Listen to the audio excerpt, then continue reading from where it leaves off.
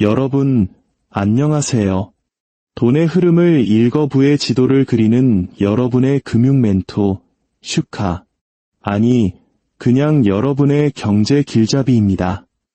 혹시 여러분이 매일 쓰는 돈, 그 돈에 피냄새가 섞여 있다면 믿으시겠어요?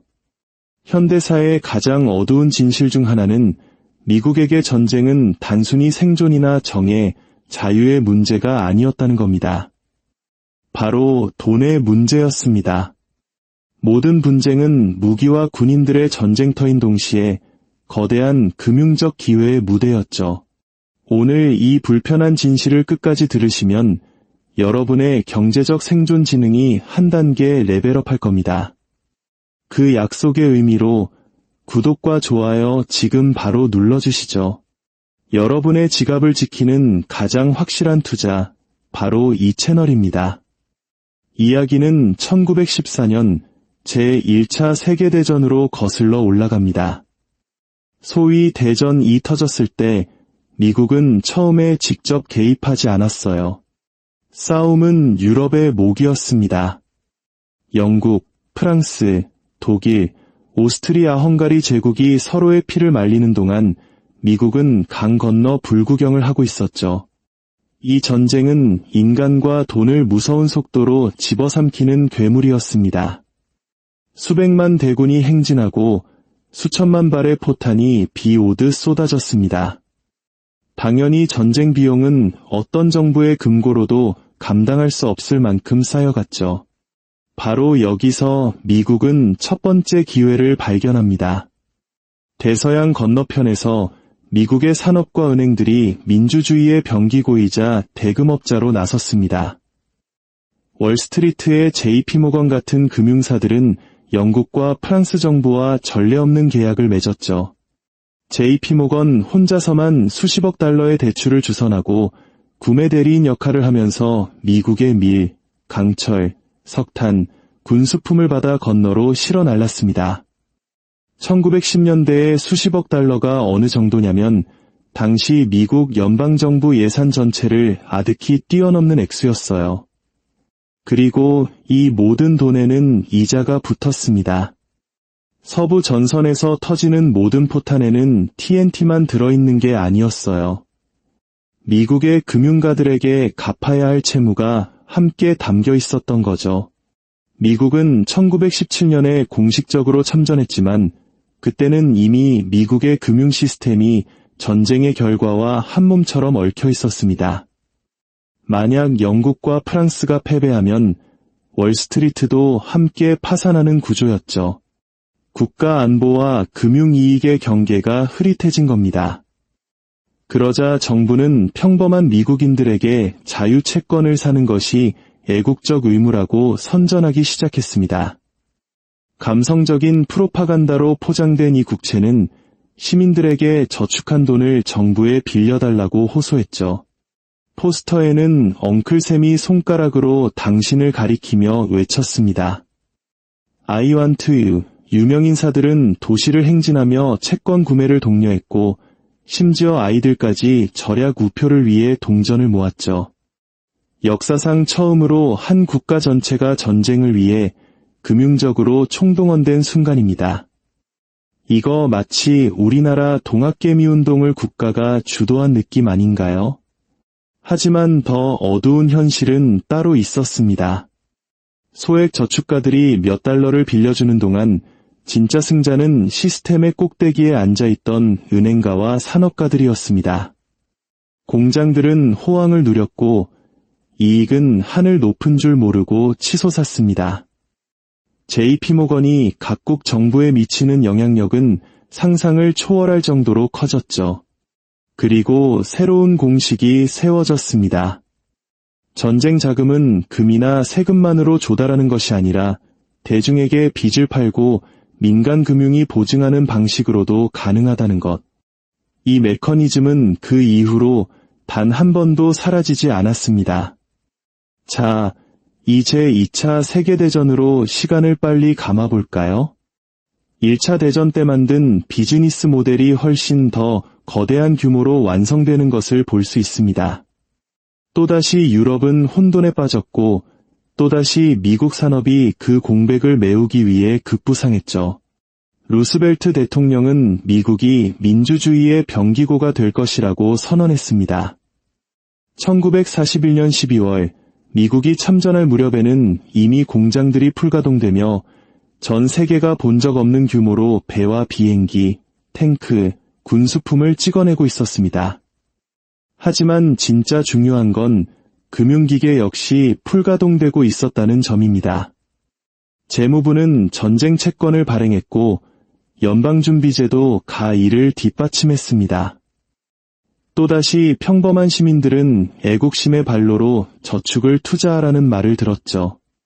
무려 8,500만 명의 미국인이 전쟁 채권을 구매해 1,850억 달러 이상을 모금했습니다.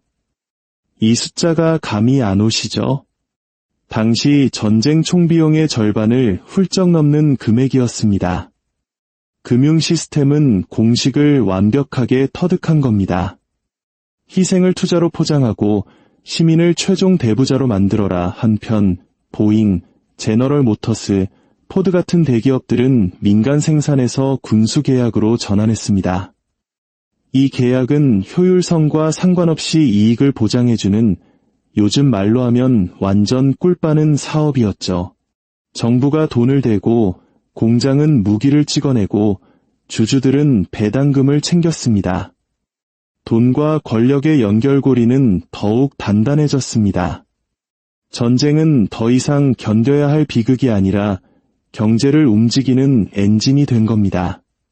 총성이 울려 퍼지는 동안 금융계에서는 또 다른 조용한 혁명이 일어나고 있었습니다.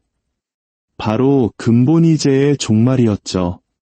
전쟁 중 미국은 금 보유고를 지키기 위해 금 태환을 일시 중단했습니다. 달러는 이미 새로운 존재가 되어가고 있었어요. 단순히 금에 대한 청구권이 아니라 미국의 국력, 산업 생산력, 그리고 막강한 군사력에 의해 뒷받침되는 청구권으로 말이죠. 그리고 1944년 브레튼 우즈 협정으로 인해 공식화됩니다. 달러가 세계 기축통화의 왕좌에 오른 겁니다. 전 세계의 돈이 달러를 중심으로 재편된 거죠. 이건 전쟁이 낳은 직접적인 결과였고 미국의 금융 파워를 글로벌 금융 지배력으로 바꿔놓았습니다. 생각해보세요. 유럽을 파괴한 전쟁들이 미국을 부유하게 하고 강력하게 만들었습니다. 팔린 모든 채권, 발행된 모든 대출, 재정비된 모든 공장, 이 모든 것이 미국이 전쟁터의 승리자일 뿐만 아니라 현대 세계의 금융 중심지로 부상하는 토대를 마련한 겁니다. 전쟁 기계는 단순히 군사적인 것이 아니었습니다. 경제적인 것이었죠. 하지만 이야기는 1945년에 끝나지 않습니다. 뒤이은 냉전은 정치적 전쟁인 동시에 금융 전쟁이었습니다. 군비 지출이 급증했죠. 항공우주, 전자, 석유 같은 산업 전체가 결코 줄어들지 않는 국방 예산으로 먹고 살았습니다. 경제학자들은 이를 군사적 케인스주의라고 불렀습니다. 전쟁에 대한 정부 지출이 경제를 활발하게 유지하고 불황을 막을 수 있다는 아이디어죠. 한때 비상조치였던 것이 영구적인 국가 전략이 된 겁니다. 미국은 전쟁을 단순한 기회가 아니라 금융 시스템의 구조적 특징으로 바꿔버렸습니다. 여기에 숨겨진 진실이 있습니다. 일단 전쟁 지출이 이익을 창출하는 시스템을 만들고 나면 더 많은 분쟁에 대한 유인이 항상 존재하게 됩니다. 방산업체는 번창하고 은행도 번창하고 정치인들도 번창하죠. 그럼 평범한 시민들은요? 그들은 인플레이션, 세금, 그리고 국가부채를 통해 그 비용을 떠안게 됩니다. 1960년대 베트남 전쟁이 시작될 무렵 이 공식은 시스템에 완전히 뿌리내렸습니다. 군사 분쟁은 더 이상 정치적, 이념적 투쟁으로만 보이지 않았습니다. 경제를 움직이는 레버로 보였죠. 베트남전은 미국에 1,000억 달러 이상의 비용을 안겼습니다. 당시로서는 천문학적인 숫자였죠. 그러나 엄청난 인명피해와 결국 군사적 실패에도 불구하고 금융의 톱니바퀴는 계속 돌아갔습니다. 방산업체들은 헬리콥터, 비행기, 무기, 네이팜탄을 보장된 가격에 공급했습니다. 은행들은 채권 시장을 통해 재정 적자를 메웠고 평범한 미국인들은 다시 한번 높은 세금과 인플레이션으로 그 부담을 짊어졌습니다. 사실 1960년대 후반과 1970년대의 인플레이션은 전쟁 지출이 어떻게 경제를 왜곡하는지를 보여주는 가장 명확한 신호 중 하나였습니다. 존슨 대통령은 총과 버터를 동시에 약속했습니다. 해외에서는 베트남 전쟁을, 국내에서는 위대한 사회 정책을 추진하겠다는 거였죠. 하지만 현실은 냉혹했습니다. 적자 지출이 시스템에 넘쳐났고 마침내 달러와 금의 연결고리가 끊어졌습니다. 1971년 리처드 닉슨은 공식적으로 금본위제를 폐지하며 예국 정부가 더 이상 달러를 금으로 바꿀 수 없다고 선언했죠. 역사적인 단절이었습니다. 달러는 명목화폐, 즉 금이 아니라 미국 정부에 대한 신뢰, 그리고 결정적으로 타의 추종을 불허하는 군사 경제력에 의해 뒷받침되는 화폐가 되었습니다. 베트남은 지정학뿐만 아니라 돈 그 자체를 바꿔놓았습니다. 그리고 1970년대 오일 쇼크가 닥치자 금융 전략은 또다시 전쟁 및 자원 통제와 얽히게 됩니다. 석유 가격이 오직 미국 달러로만 책정되는 페트로달러 시스템의 탄생은 금이 없어진 달러가 전 세계적으로 필수 불가결한 통화로 남도록 보장했습니다. 중동 지역의 미군 주둔은 이 시스템이 유지될 것이라는 확실한 보증수표였죠. 돈과 전쟁은 더 이상 별개의 대화가 아니었습니다. 완전히 하나가 된 거죠. 1991년 걸프전으로 넘어가 볼까요? 이라크의 쿠웨이트 침공은 지역 안정뿐만 아니라 세계 석유 시장을 위협했고 미국 주도 연합군의 대응은 신속했습니다. 전쟁 자체는 짧았지만 방산업계와 석유 관련 기업들이 얻은 금융적 이익은 막대했습니다. 이 전쟁은 텔레비전으로 생중계되었고 기업들의 이익 또한 생중계된 셈입니다.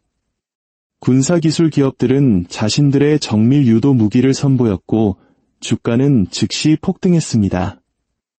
많은 기업들에게 전쟁은 기술의 시험장이자 마케팅 캠페인이 된 것입니다. 그리고 우리 세기의 전환점 9. 11테러와 그에 따른 테러와의 전쟁이 시작됩니다. 여기서 분쟁의 금융화는 전례 없는 수준에 도달합니다. 아프가니스탄과 이라크 전쟁은 퇴역 군인에 대한 장기 요양 비용과 부채 이자까지 포함하면 미국에 약 6조 달러의 비용을 안긴 것으로 추정됩니다. 이 숫자는 너무 엄청나서 거의 추상적으로 느껴질 정도지만 이렇게 생각해보세요. 이 부채만으로도 여러 세대에 걸쳐 대학 등록금을 무상으로 지원하고 낡은 인프라를 재건하고 의료 시스템을 혁신할 수 있었습니다. 대신 그 돈은 로키드 마틴, 레이시온, 헬리버튼과 같은 방산 계약업체들이 끝없는 전쟁을 공급하는 순환고리로 흘러들어갔습니다. 자금 조달 방식은 또다시 똑같은 플레이북을 따랐습니다. 채권이 발행되었고 연준은 부채를 유지하기 위해 금리를 낮게 유지했습니다. 평범한 납세자들은 우리가 현재 겪고 있는 국가부채로 불어난 적자를 통해 그 짐을 짊어졌죠. 자유를 보호하거나 민주주의를 확산시킨다는 명분으로 정당화된 전쟁들은 금융 및 기업 엘리트들을 위한 돈과 권력의 파이프라인 역할을 겸했던 겁니다. 여기에 숨겨진 아이러니가 있습니다. 미국은 전통적인 의미에서 이러한 전쟁에서 거의 승리하지 못합니다. 베트남은 철수로 끝났고 이라크는 혼돈에 빠졌으며 아프가니스탄은 20년 만에 버려졌습니다. 하지만 금융적 관점에서 보면 이 전쟁들은 결코 실패하지 않았습니다. 계약은 이행되었고 대출금은 상환되었으며 이자는 계속 쌓였습니다. 전쟁은 결과와 상관없이 수익성이 좋은 사업이 된 겁니다. 시스템의 꼭대기에 있는 사람들에게 끝없는 분쟁은 문제가 아니라 비즈니스 모델이었습니다. 자, 이제 이 모든 것을 현재와 연결해 봅시다. 1961년 아이젠하워 대통령이 퇴임 연설에서 경고했던 군산복합체는 이제 미국 금융 시스템 자체와 분리할 수 없게 되었습니다. 국방비 지출은 여전히 연방 예산의 가장 큰 구성 요소 중 하나로 연간 8천억 달러를 꾸준히 초과합니다. 한국 돈으로 거의 1,000조 원에 육박하는 돈이죠. 나라 전체 산업과 지역이 여기에 의존하고 월스트리트는 자금 조달로 이익을 얻으며 정치인들은 이를 보호함으로써 표를 얻습니다. 그리고 이 순환은 끝없이 반복됩니다. 이것이 오늘날 여러분에게 무엇을 의미할까요? 여러분 주머니 속의 돈, 마트에서 느끼는 인플레이션, 월급에서 공제되는 세금, 이 모든 것이 전쟁을 영구적인 배경 조건으로 정상화한 금융 시스템에 얽혀 있다는 뜻입니다. 폭탄이 떨어지든 아니든 이 기계는 항상 작동하고 있습니다. 대부분의 사람들이 받지 못하는 금융교육의 핵심은 전쟁은 전쟁터에서만 벌어지는 것이 아니라는 사실입니다. 전쟁은 바로 여러분의 지갑 속에서, 여러분의 생활비 속에서, 그리고 여러분의 경제적 자유를 갉아먹으며 벌어지고 있습니다. 최근의 글로벌 위기를 생각해 보세요. 2008년 금융붕괴는 전쟁으로 인한 것이 아니었지만 그 해결 방식은 소름 끼치게 비슷했습니다.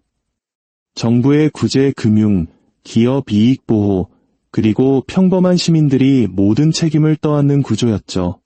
팬데믹 기간 동안 수조 달러의 경기 부양책이 발행되었지만 그중 상당 부분은 노동 인구가 아닌 금융시장과 기업으로 바로 흘러 들어갔습니다.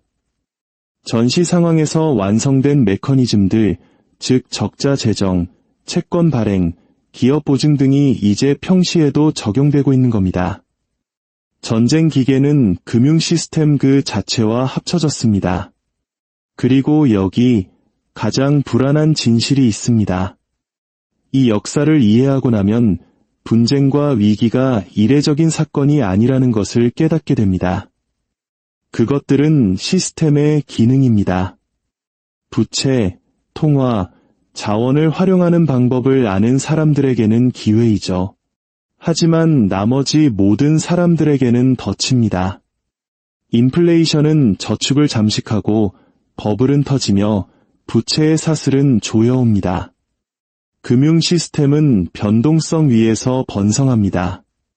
왜냐하면 변동성은 의존성을 낳고 의존성은 통제를 보장하기 때문입니다. 그래서 교훈이 뭘까요? 단순히 전쟁이 나쁘다거나 정부가 부패했다는 것이 아닙니다. 그건 너무 당연한 얘기죠. 더 깊은 교훈은 돈과 권력은 분리될 수 없으며 현대사의 모든 주요 분쟁은 이념만큼이나 금융적 기회에 관한 것이었다는 점입니다. 이를 이해하면 여러분이 살고 있는 세상을 더 명확한 렌즈로 볼 수 있습니다.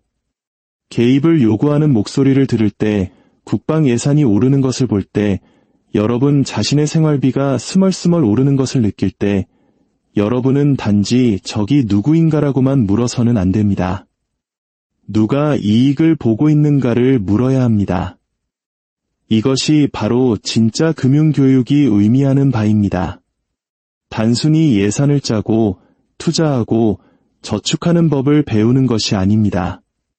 시스템 자체가 어떻게 설계되었는지, 누구를 위해 작동하는지, 그리고 역사가 어떻게 반복되는 패턴을 드러내는지를 배우는 것입니다.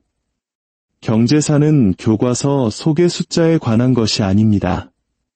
그것은 삶에, 희생에, 흥망성쇠하는 제국에, 그리고 오늘 여러분이 읽는 모든 헤드라인을 형성하는 부채와 이익에 숨겨진 구조에 관한 이야기입니다. 그러니 다음번에 누군가 당신에게 전쟁이 명예, 민주주의, 자유에 관한 것이라고 말한다면 이것을 기억하십시오. 전쟁은 또한 대차대조표, 이자 지급, 그리고 기업 이익에 관한 것이기도 합니다. 역사는 반복되지 않을지 몰라도 금융 시스템은 당신이 계속해서 청구서를 지불하게 만드는 방식으로 운율을 맞춥니다. 진정한 부를 원한다면, 진정한 경제적 자유를 원한다면 슬로건과 선전을 넘어 돈과 권력의 기계가 무엇인지 제대로 인식해야 합니다. 그것을 이해하지 못하면 그 기계는 당신을 가차없이 짓밟을 테니까요. 오늘 이야기가 새로운 관점을 제시했다면 구독 버튼을 눌러주세요. 역사는 답을 가지고 있고 여기서는 그 답을 어디서 찾아야 할지 보여드리겠습니다.